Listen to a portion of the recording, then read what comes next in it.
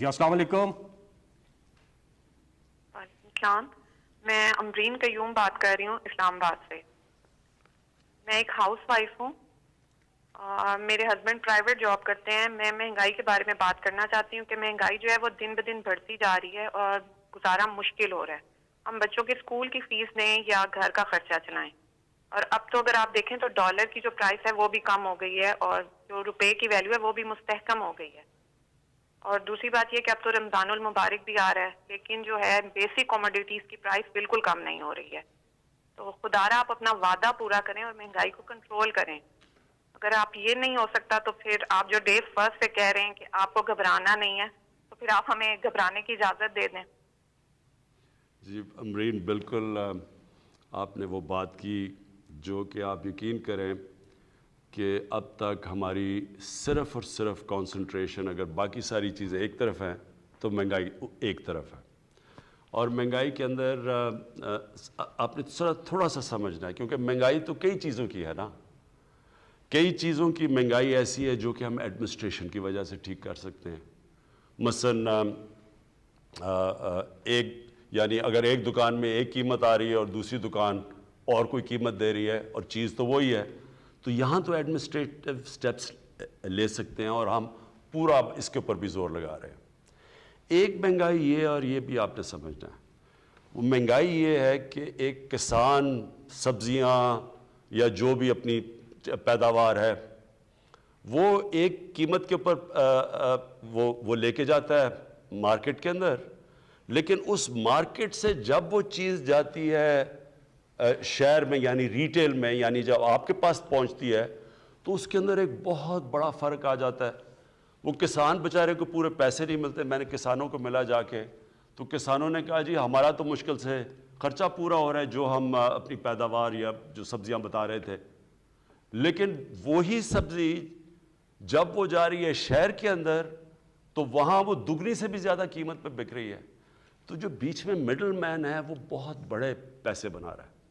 اس کا اب ہم ایک توڑ لے کے آئے ہیں اور انشاءاللہ یہ شروع بھی ہو گیا. ہم نے آہستہ آہستہ ایکسپیریمنٹ کر رہے ہیں کہ ہم ڈائریکٹلی وہ جو منڈی سے ایک اس طرح چیز کریں کہ ڈائریکٹلی وہ چیزیں جائیں گی لوگوں کے پاس اور وہ کسان کو بھی زیادہ پیسہ مل جائے گا, اور جو لوگ ہیں جو شہر کے اندر لوگ ان کے لیے بھی قیمتیں کم ہو جائیں گی. یہ ایک پوری نئی چیز کر رہے ہیں کیونکہ ایک نیا سوچ لے کے آ رہے ہیں, اور یہ شروع ہو گیا. لاہور میں ہم نے اب کئی جگہ شروع کیے ہیں, یا اب اسلام آباد میں شروع کرنے لگے ہیں. یہ شہروں کے اندر اب ہم کرنے لگے ہیں. اس سے بھی فرق پڑے گا. ایک تیسرا طریقہ ہے, ایک تیسری وجہ ہے, وہ ہے جو میں شروع میں آپ کو کہتا ہوں کہ جب روپیہ مثلا ہمارا روپیہ اب آپ ہمارے آنے کے بعد 107 روپیہ تھا, ہمارے آنے سے پہلے روپیہ 124 تھا, لیکن اس سے 6-7 مہینے پہلے 107 کا تھا. یعنی 2018 کی شروع میں تقریباً 107 روپے کا ڈالر تھا, اور وہ 2018 کے بعد وہ بڑھتے بڑھتے پہنچ گیا 160 روپے پہ. اور اب اللہ کا کرم ہے کہ ہماری اکانومی سٹیبل ہو رہی ہے تو روپیہ بھی مضبوط ہوتا جا رہا ہے. اس کا آپ کو افیکٹ آئے گا. مثلا امیجیٹلی افیکٹ تو آ گیا نا کہ ڈیزل کی قیمت گر گئی, آپ کو پٹرول کی قیمت نیچے آ گئی, تو یہ تو آپ کو افیکٹ نظر آ گیا جب روپیہ مضبوط ہوا. لیکن اس کی جب 107 سے 150 روپے پہ بھی گیا تو اس کا افیکٹ کس کے اوپر پڑا؟ بجلی کے اوپر پڑا.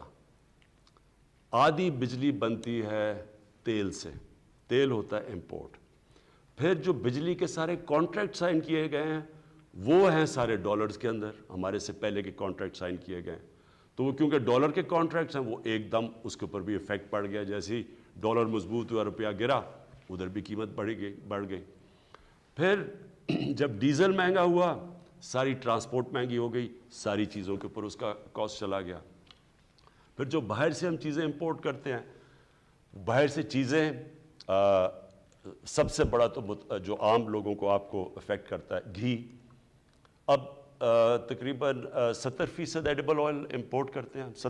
تو 70% جو گھی کے اندر جو تیل جاتا ہے وہ امپورٹ کرتے ہیں. پھر دالیں, سب سے افسوسناک چیز یہ ہے کہ ہم نے ابھی تک ایک وہ زرعی ملک, ہم 70% دالیں اپنی امپورٹ کرتے ہیں. تو یہ ساری چیزیں مہنگی ہو گئی. اور ایک اور مسئلہ آیا کہ ہمیں گندم جو کہ پاکستان میں ہمیشہ ہوتی تھی، وہ ہماری آبادی کیونکہ بڑھتی گئی ہے، جو گندم پاکستان میں تھی اس کے اندر خسارہ آ گیا. ایک تو بارشیں غلط ٹائم پہ ہو گئی، تو ہمیں ایک سال کے اندر 40 لاکھ ٹن گندم امپورٹ کرنی پڑی.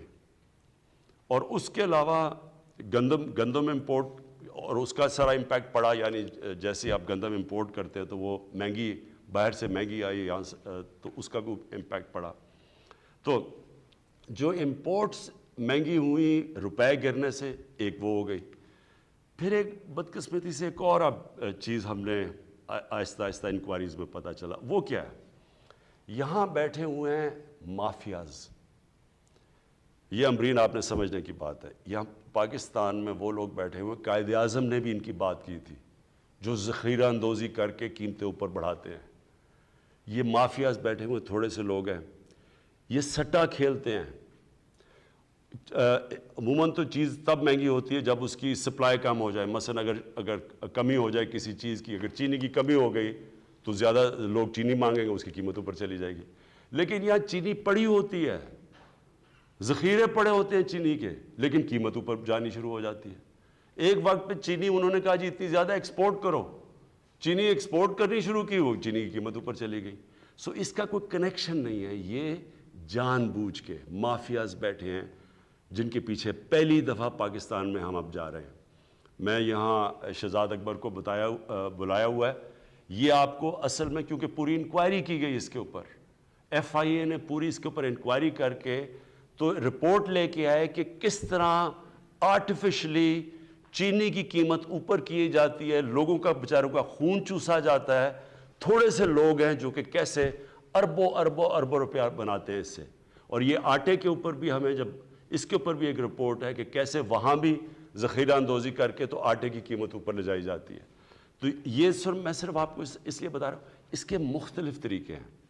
لیکن یہ آپ یقین کر لیں امرین، گھبرانے کی آپ کو ضرورت اس لیے نہیں ہے کہ سارا وقت ہم اس کے اوپر کام کر رہے ہیں. یا تو ہمیں گورنمنٹ کو فکر نہ ہو اس کی، اس کے اوپر سارا وقت ہم کوشش کر رہے ہیں کہ ہم یہ کنٹرول کریں.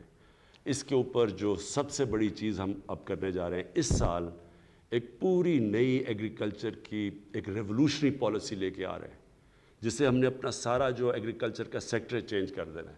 اس میں سے پہلے ہم انفارمیشن ٹیکنالوجی کا استعمال کر کے پہلے سے پتہ چل جائے گا کہ کون سے سیزن میں کس چیز کی کمی ہوتی ہے، تاکہ کسی قسم کی شارٹیج آگے سے نہ ہو، تاکہ شارٹیج کی وجہ سے قیمتیں اوپر نہ چلی جائیں. لیکن یہ میں آپ کو بتا دوں کہ اس کے اوپر پچھلے ایک سال سے یہ مختلف چیزیں کہ کیا وجہ ہے مہنگائی کے، اس کے اوپر پورا کام ہو رہا ہے. اور انشاءاللہ آپ کو ہم اس کے اوپر قابو پا کے دکھائیں گے.